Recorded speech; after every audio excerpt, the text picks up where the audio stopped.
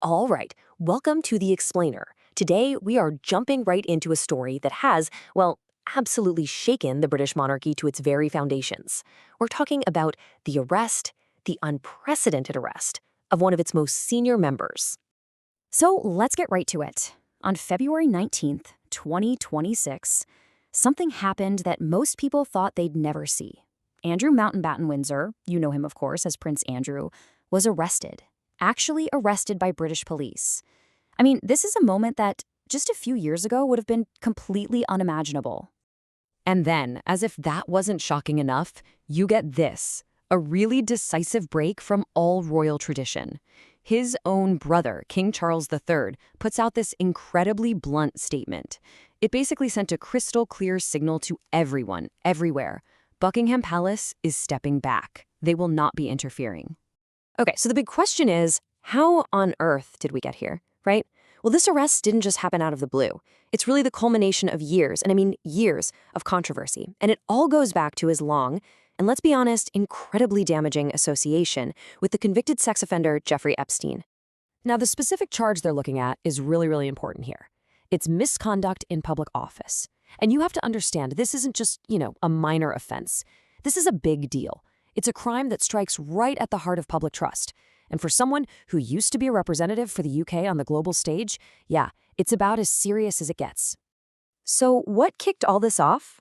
Well, it was a bunch of documents that were just unsealed over in the US by the Justice Department.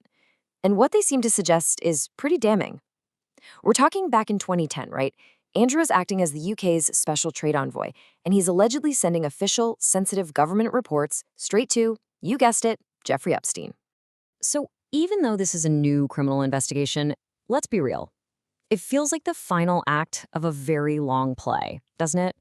It's the dramatic climax after years of scandal, public anger, and this slow, pretty painful fall from grace that we've all watched play out in the headlines. And of course, as soon as the news broke, we heard from the family of Virginia Giuffre, who, you'll remember, had previously accused Andrew of sexual assault. They released this really powerful statement, basically praising the arrest.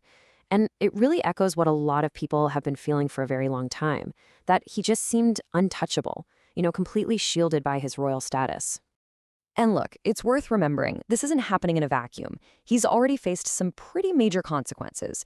King Charles has been, systematically dismantling his brother's public life.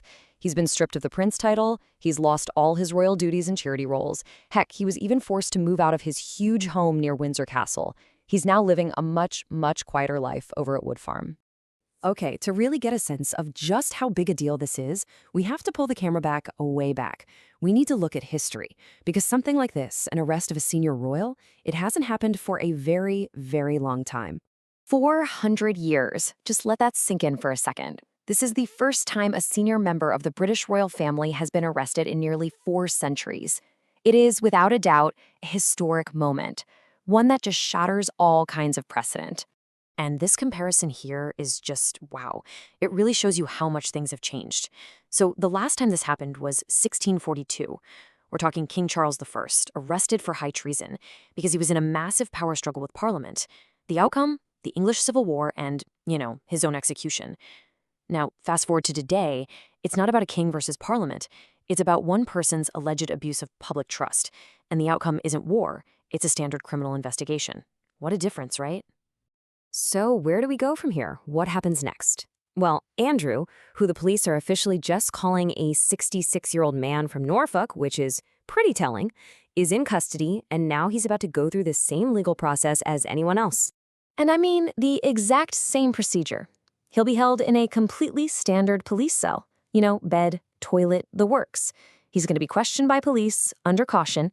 And after all that, the investigators have a huge decision to make. Do they press formal charges, or do they release him while they keep looking into it? And this is the one thing that officials are hammering home over and over again. They're making it perfectly clear. Despite who he is, despite his background, there will be no special treatment. Zero. The message they're sending is that the law is the law, and it applies to everybody. When you take a step back, this whole thing just shatters that old idea, that shield of royal deference that's been around for centuries. I mean, for the first time in modern memory, a senior royal is actually being held accountable by the same laws that apply to everyone else. And that That leaves us with a pretty massive question, doesn't it? When a royal has to face the law just like any other citizen, could this be the end of an era for the monarchy as we know it?